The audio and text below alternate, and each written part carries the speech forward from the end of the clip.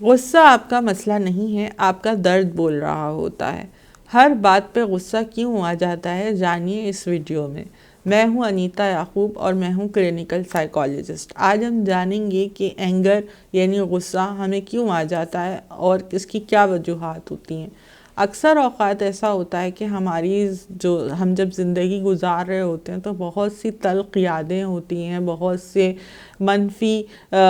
خیالات ہوتے ہیں، بہت سی درد بھری کہانیاں ہوتی ہیں جو ہماری زندگی میں رونما ہوتی ہیں، اور پھر وہ ہمارے لاشعور کا حصہ بن جاتی ہیں، اور پھر جب اس کی وجہ سے کیا ہوتا ہے، ساری چیزیں ریپریسڈ ہو جاتی ہیں، ہمارے لاشعور کا حصہ بن جاتی ہیں، اور پھر ہمیں چھوٹی چھوٹی باتوں پہ جو ہے غصہ آنا شروع ہو جاتا ہے، چڑچڑا پن شروع ہو جاتا ہے۔ اور اس کی میں ایک ایگزامپل بھی دوں گی آپ کو کہ میرے پاس جو ہے وہ ایک کیس آیا تھا پیشنٹ کا۔ ان کو جو ہے ان کے ہسبینڈ جو ہے ہر وقت ایبیوزو بیہیویئر اپنی وائف کے ساتھ رکھتے تھے،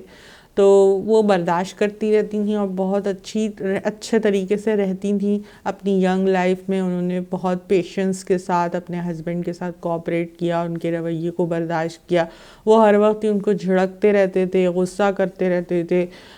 لیکن ایک وقت آیا جب وہ اولڈ ایج میں داخل ہوئے تو وہ جو خاتون تھیں ان کو جو ہے وہ غصے کی کیفیت خود ان کے اندر بھی ڈیولپ ہونی شروع ہو گئی، اور وہ اپنے ہسبینڈ پہ غصہ کرنے لگیں جب ان کے ہسبینڈ بیمار ہو گئے۔ تو اس طریقے سے پھر وہ اپنا غصہ جو ہے اور اپنا اینگر جو ہے وہ بچوں پہ اور شوہر پہ نکالنے لگ گئیں، اور پھر بعد میں پتہ چلا کہ ان کو جو ہے وہ بہت کرونک جو ہے وہ ڈپریشن ہو گیا، اور ڈپریشن کی وجہ سے ان کے اندر غصے کی بھی علامات ہوتی ہیں، ڈپریشن میں چڑچڑے پن کی بھی علامات ہوتی ہیں۔ تو اس طرح سے ان کو انڈرلائنگ ڈپریشن ہو گیا اور ساتھ میں اس میں غصہ بھی شامل ہو گیا۔ اب اس کی بہت سی کازز ہوتی ہیں، یعنی غصہ جو آپ کو آ رہا ہوتا ہے یا شارٹ ٹیمپرڈنس ہوتی ہے، وہ ایک تو یہ ہوتا ہے بعض دفعہ آپ کو نیند نہیں آتی صحیح طریقے سے، یا آپ کو جو ہے وہ بھوک صحیح نہیں لگتی، اور یا آپ کیفین یعنی چائے وغیرہ کافی اس کا استعمال بہت زیادہ کرنے لگ جاتے ہیں، یا بعض دفعہ نیورولوجیکل کنڈیشنز ہوتی ہیں، تھائرائیڈ ایشوز ہوتے ہیں۔ تو بہت سارے معاملات ہوتے ہیں جس کی وجہ سے جو ہے آپ کے اندر چڑچڑاپن ہو سکتا ہے۔ اس کے ساتھ ساتھ جو ہے آپ کو جو ہے سائیکالوجیکل کنڈیشنز بھی ہوتی ہیں، کچھ تو فزیکل کنڈیشن ہو گئی ہیں جو میں نے بتائی آپ کو ابھی، نیند کے حوالے سے، کیفین کے حوالے سے، نیورولوجیکل پرابلم کے حوالے سے، لیکن اب ہم جانیں گے کہ اور بھی بہت سی سائیکالوجیکل کنڈیشنز بھی ہوتی ہیں، جیسے آپ کو ہو سکتا ہے ڈپریشن ہو، جیسے میں نے ابھی آپ کو کیس بتایا کہ اس میں جو خاتون کے ساتھ جو ہے وہ ڈپریشن ہو گیا کرونک، اور اس کا ایک سمٹم جو ہے وہ غصہ تھا۔ تو اسی طریقے سے یہ ہوگا کہ ADHD بھی ہو سکتا ہے، ڈپریشن بھی ہو سکتا ہے، اور اس کے جو ایک کی فیچر ہوتا ہے اینگر یعنی غصہ، وہ آپ کو فیل ہوتا ہے۔ اس کے علاوہ انوائرمنٹل سچویشنل اسٹریس بھی ہو سکتا ہے، کوئی فائنینشیل برڈن ہو، یا آپ کے لوگ کوآپریٹیو نہ ہو جو آپ کے ساتھ کام کرتے ہیں، آپ کا باس بہت خراب ہو جہاں آپ جاب کرتے ہیں۔ تو یہ سارے معاملات ہوتے ہیں جس کی وجہ سے جو ہے آپ کو جو ہے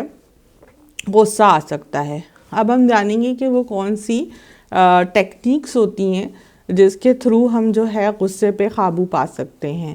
جس میں ہم اپنے پیشنٹس کو جو ہے ریلیکسیشن ٹیکنیکس کراتے ہیں۔ اب ریلیکسیشن ٹیکنیکس میں بہت ساری چیزیں ہو جاتی ہیں، جیسے ڈیپ بریتھنگ ایکسرسائزز ہو گئی، یوگا ہو گیا، میڈیٹیشن ہو گیا، یہ سب ہم کرواتے ہیں جس سے جو ہے ہم غصے پہ قابو پا سکتے ہیں۔ اسی طریقے سے لائف اسٹائل چینجز ہیں۔ اب لائف اسٹائل چینجز میں کیا ہوگا کہ آپ اس کو سکھائیں گے کہ بھئی آپ اپنے گھر کے ماحول کو بہتر کریں، آپ ایک روٹین بنائیں، آپ جو ہے ایکسرسائز کریں، آپ جو ہے اچھی ڈائٹ لیں، ہیلدی لائف اسٹائل اپنا جو ہے وہ ڈیولپ کریں۔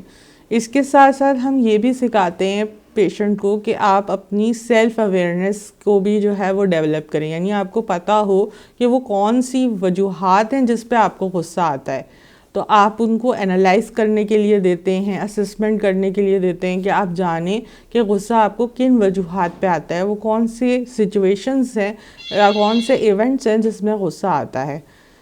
اس کے علاوہ آپ پروفیشنل ہیلپ لے سکتے ہیں اگر غصہ بہت زیادہ ہے اور ہر بات پہ چھوٹی چھوٹی باتوں پہ غصہ آ رہا ہے، تو پھر آپ پروفیشنل ہیلپ لیں، یعنی کسی سائیکالوجسٹ کو دکھائیں۔ Thank you so much.